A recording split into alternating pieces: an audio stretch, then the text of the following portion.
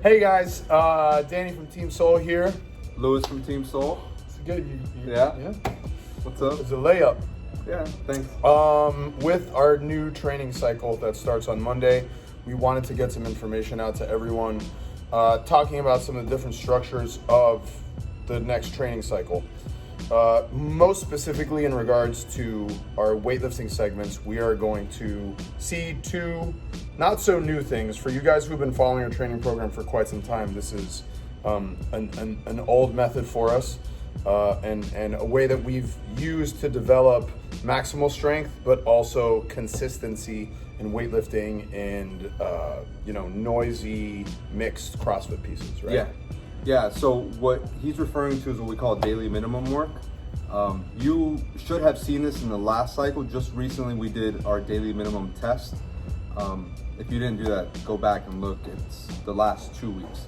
But essentially what we're doing is we're picking a number. We're gonna term that your daily minimum, and it's the number that you're gonna hit or can hit on any given day for your snatch and for your clean and jerk. So what do we mean by that? It doesn't matter if it's after a day where you did 150 wall balls, the next day you should still be able to hit your daily minimum. It's a number that can and should be consistent for you no matter what, right? So what we do is we test and we set that number by doing 2 singles at 90%, and depending on how those go, you pick a number within a certain range, and we work on that every week, and we try to build consistency. First, doing that lift by itself, and then adding that lift, that number, that percentage into mixed conditioning pieces. Let me ask you a question. Can it be a range? Does it have to be a fixed number? So like, let's say for me, the number is 100 kilos or 220. Does that mean that is like my fixed daily minimum for the entire training cycle every time I see daily minimum come up? No, so usually we work with a really small range, right? And we try to narrow in as much as possible, but that range can move. So for instance, when we do our tests, we have 3 ranges. It's like 85 to 88%, 88 to 90, 90 to 93. You pick a number in that range, right? And some days, let's say your 90% is 100 kilos. Some days you might be like, I feel good, I'm gonna do 102. And if that number becomes more consistent, you find yourself hitting 102 consistently, then we can push a little bit and go 103, 104, 105. So over the entire training cycle, my daily minimum could change, even get very, very, very close to a PR is what you're saying. It can move, and we expect it to move for a lot of you guys. A lot of you guys, just with the repeated exposure to the lift and to hitting that number, will build a sort of mental consistency and a confidence that should help you move that number along. What we don't want is you guys moving that if you're missing. That's what we don't want, right? So if you're having misses, don't move that number at all.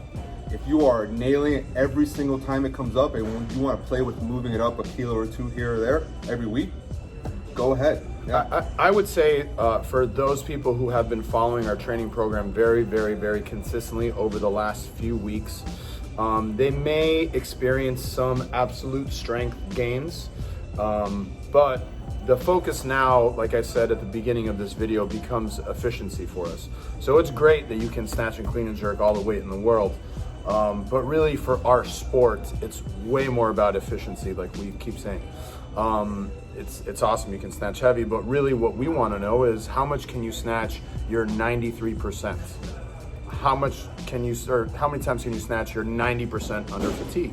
Right. How many times can you snatch your 80% in a full mixed CrossFit piece? Right, and that's what we don't want people to lose track of. Like, we want that consistency, but remember, we're moving towards that consistent number in fatigued states, in mixed pieces, in CrossFit workouts, like you will see in qualifiers, like you will see in the open, like you will see in comps, right? So yeah, the consistency is great, but the ultimate goal is not just to push your 1 rep max, it's to pick a number and make it so consistent and make you so confident that when that comes up in an open workout at the end, after 100 chest to bars and whatever, you know you can still snatch that number. Right, or maybe it's in a snatch ladder. Right. Or exactly. maybe it's the 3rd workout, of the day, or whatever the case may be. we feel very passionately that this is a very strong approach to prepare people for weightlifting in our sport. Again, we are pushing absolute strength and we're also pushing efficiency and consistency. I don't think a lot of people do that. I think a lot of programs will spend time focusing on one or the other, and it's a very complicated, very technical thing to do both, but we feel very passionately that this is the best way. So after we establish a lot of this daily minimum stuff, we move into what this looks like under fatigue, like we keep saying. And that is a concept that we call battery work. The concept behind battery work, like I've said, is how many times can you hit these higher percentages in a very, very, very fatigued setting. The way that we do that is we'll tend to test some lifts and mostly complexes, right? So to give you an example, it could be something like test your 3-rep max hang power clean. Yeah. We'll give you an assigned rest period, and then we will build different versions of that lift using the percentage from what you just did for the 3-rep max into that mixed piece. And there's a million and there's so many different ways to play with that percentage and to play with that volume. We can make adjustments throughout the workout. We can, we can increase repetitions, we can decrease repetitions, we can have you play with percentages in the middle of the workout. There's several different ways to do that. But what's really cool about this method is it's very individualized for the athlete themselves, right? So we'll give them a specific percentage to use off of what they're currently able to do, and weights that they're able to perform. Right, so you'll start with some sort of complex, max it out, and then it's your numbers for the workout are based off that complex. So it is not a set prescribed weight, it's catered to what you can do that day. Right, and this really rewards the people who are most efficient, which we feel gets closer to defining who the fittest is, really. Absolutely. And it's just an interesting way to look at leaderboards, to see how things change, to see how people have the ability to perform weights more consistently, maximally versus others, and then how that translates over into fatigue. Well, it'll actually it's gonna shake up leaderboards a little bit, because the athletes that are more efficient lifters and can do more on those complexes are going to suffer more in the workouts, to be honest. Which is why when we do these, we really want you to push the complex. We'll rarely use like a 1-rep max lift. It's usually something, there's usually some more variety, and it's usually a little bit of a longer complex. Right. To give you guys an opportunity to really push. It's stuff that you probably haven't done or seen before.